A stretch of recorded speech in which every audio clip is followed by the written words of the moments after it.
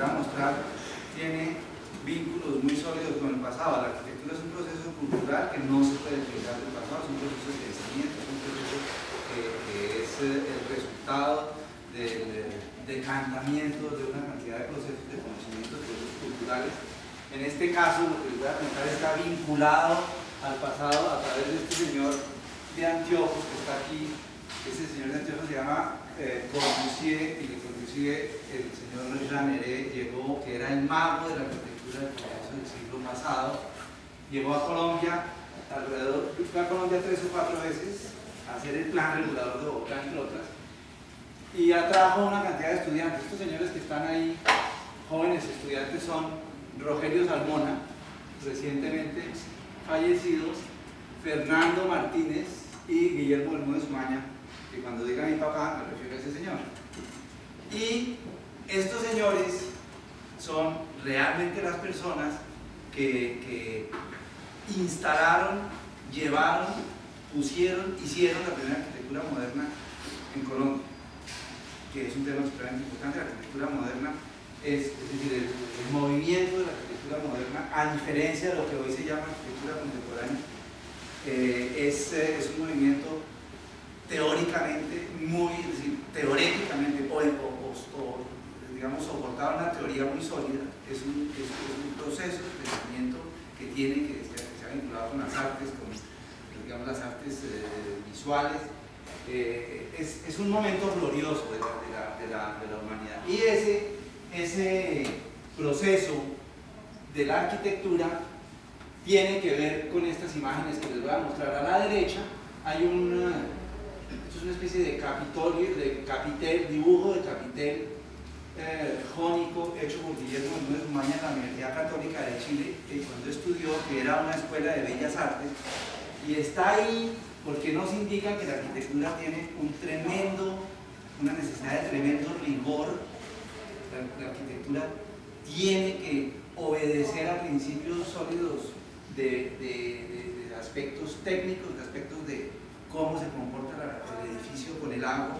Pero por el otro lado está este dibujo que hizo Corbusier en Bogotá en 1951 en la cafetería del Hotel Continental, que está ahí para explicarnos que la base de la arquitectura es un asunto de libertad.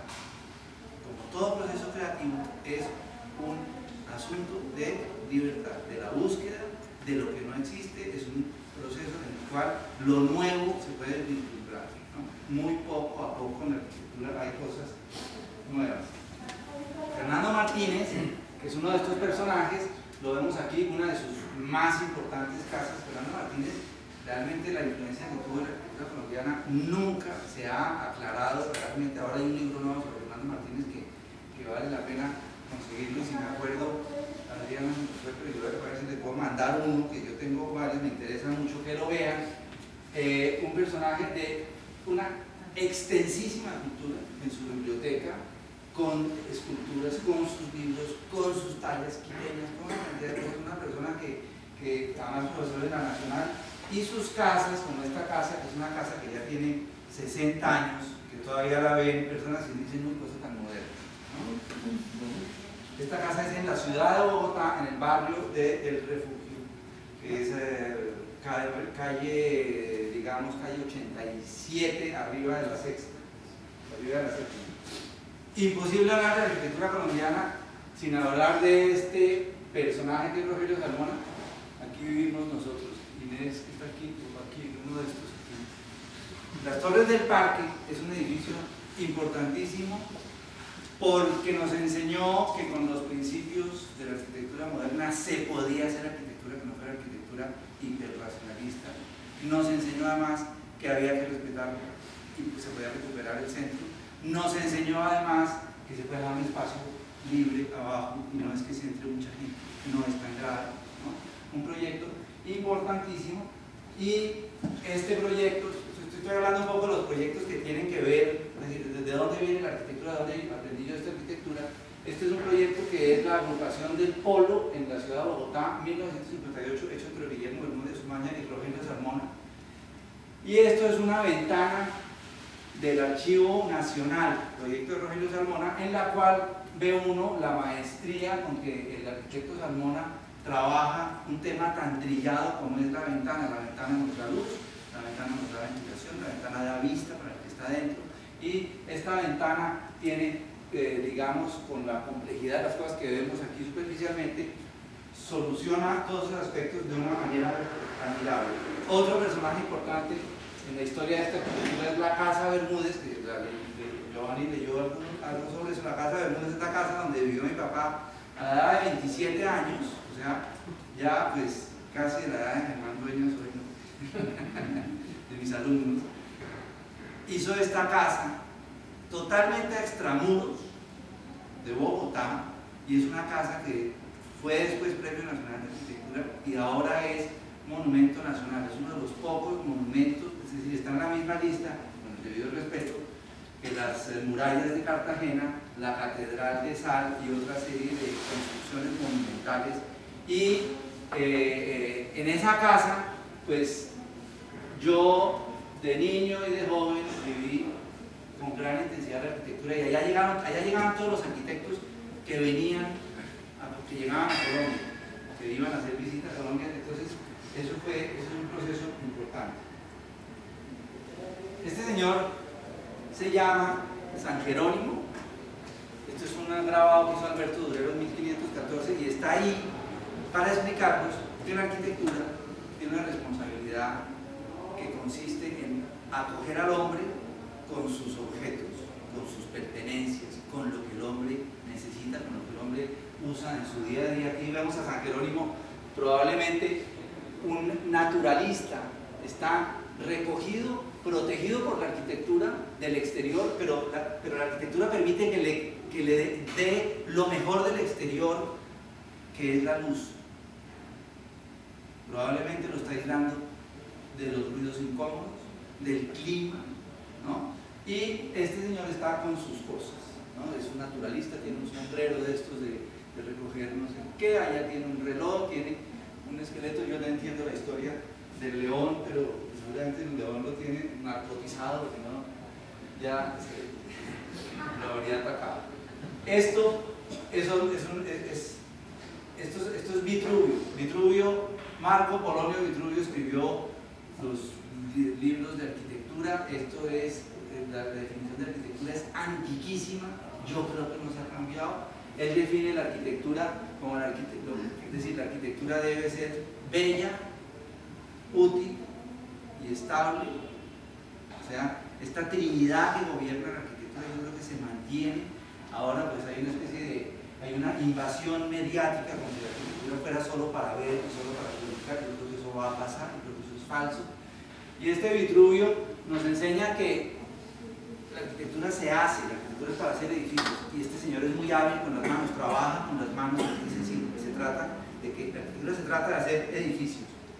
Y este nos enseña, aquí está el proceso del Vitruvio pensante arriba, apoyado en la geometría y en la pictura, dice ahí, o sea, apoyándose en la geometría, en las reglas de la matemática, en las reglas de la gravedad, en una serie de principios rígidos, sólidos, probablemente indiscutibles, incontestables, pero también en la pintura está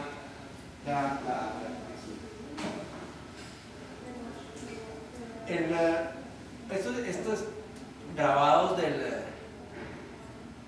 del Partenón están aquí para explicarnos que la arquitectura es un proceso técnico. Es decir, uno de los sueños del movimiento moderno y de los sueños de toda la arquitectura clásica es esta especie de cosa de que cuando la estructura se ve, cuando la estructura se nota, estamos tocando de cerca la belleza. Es decir, ahí, esto pues, ustedes oyeron, yo soy profesor de arquitectura hace muchísimo tiempo, y una de las maneras de estar seguro de que un edificio es bueno es si uno alcanza a imaginarse cómo será este edificio cuando se arruina. Si el edificio cuando se arruina se lo puedo imaginar que es parecido a lo que se está proyectando, es que el edificio no tiene cosas que le sobran. El tiempo le hará el favor a la arquitectura de quitarle todo lo que le sobra, ¿no?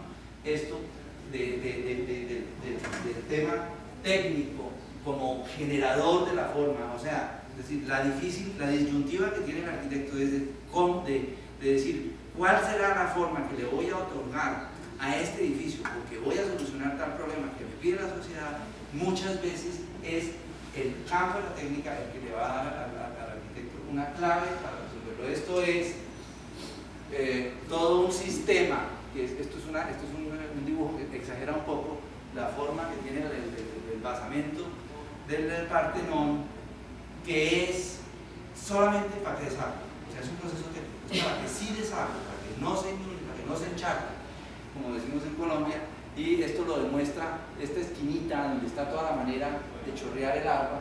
Esto durante el siglo XVIII fue tema de teóricos, de esteticistas, teóricos ingleses que resolvieron que era la proporción no sé qué, el radio no sé qué, midieron esos radios, y realmente para mí, esto es sacado de un libro de Oscar Tusquets, que les voy a mencionar varias veces, para mí es evidente que lo que buscaba el griego era que no se inundara el edificio. Qué práctico, ¿no? Y fuera de eso, este es un plano que hizo un señor que se llama Turgot, París, 1539, y si vemos por ejemplo este pedazo, está ahí un poco para demostrar que la arquitectura es la que hace la ciudad. Nosotros no podemos andar pensando, más en Colombia, que qué buena arquitectura y qué malas ciudades tenemos. Si no tenemos buena arquitectura, no vamos a tener buenas ciudades. Hay una responsabilidad directa entre el edificio y la ciudad. Nadie más va a hacer la ciudad que los arquitectos. Y por otro lado, hay un tema recurrente que sale ahora, que es que las calles y las plazas y las bellas avenidas son a las ciudades lo que las escaleras, las circulaciones y los bellos codes son a los edificios. Es un símil que yo hago. Para mí, al arquitecto lo llaman para que solucione una serie de problemas, no sé qué, siempre del lado del cliente hay una persona que sabe muchísimo más que el arquitecto, pero el arquitecto lo que tiene que hacer es estar seguro de todos los sistemas de circulación estén hermosamente ubicados, sean eficientes, porque es un tema que es el que hace que el edificio sea permanente, los usos privados realmente cambian muchísimo. Esta arquitectura que les voy a mostrar es en la ciudad de Bogotá. En la ciudad de Bogotá, como ustedes saben, pues, la ciudad de Bogotá se ha vuelto muy de moda últimamente, es decir, me han invitado a hablar sobre Bogotá, a Berkeley, a Ámsterdam, a no sé qué, a Londres, no sé qué. La ciudad de Bogotá se puso de moda en este preciso instante. Puede que el impulso que tuvo la ciudad de Bogotá se haya perdido un poco, pero sigue siendo una cosa muy importante lo que pasó en Bogotá, particularmente con, y aquí hay Estado Osvaldo que trabajó en la alcalde Peñalosa, no solamente con estos temas de transporte, sino por ejemplo con los edificios públicos como las bibliotecas, les voy a mostrar algunas de ellas, con los 52 colegios que se han hecho, en fin, lo que ha pasado en Bogotá, con el respeto, con la gente que ha aprendido a dejar pasar al peatón. Tenemos que seguir con eso, pero